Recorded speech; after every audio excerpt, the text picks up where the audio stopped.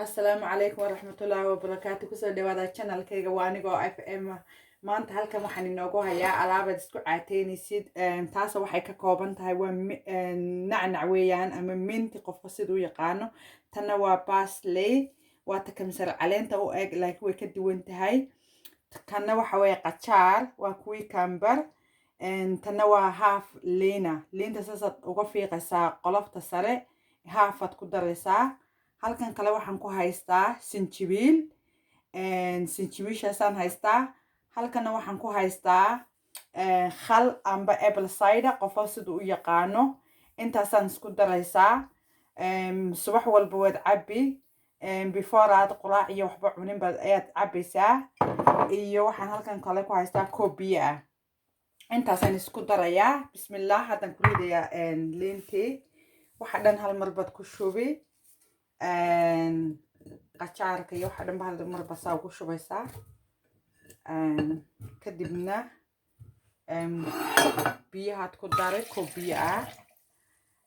khalka kuma badinaysid because liinta dhanaan so in yar baad ku daray intaan leeg wax badan ku bedelaysid kadibna intaasaad isku shiidi bismillah waa aniga hadda shiidaya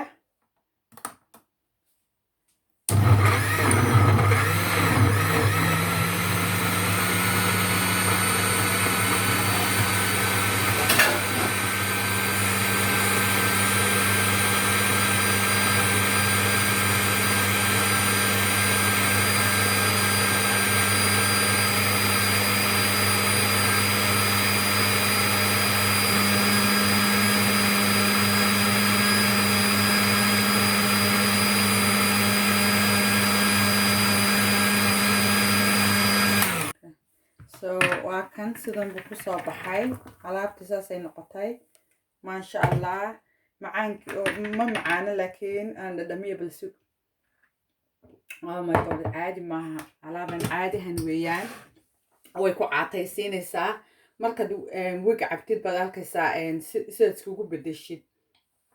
macdantaada iyo jidhkaagana si fiican bay u safaynaysaa aad iyo aad buu u fiican yahay haddaad wiig cabtid waad arkaysaa jidhkaagu sida isku bedelo maasha allah kasoo sheekeeya haddaad ka heshiin common igu sameeya assalaamu calaykum waraxmatullaahi wabarakaatu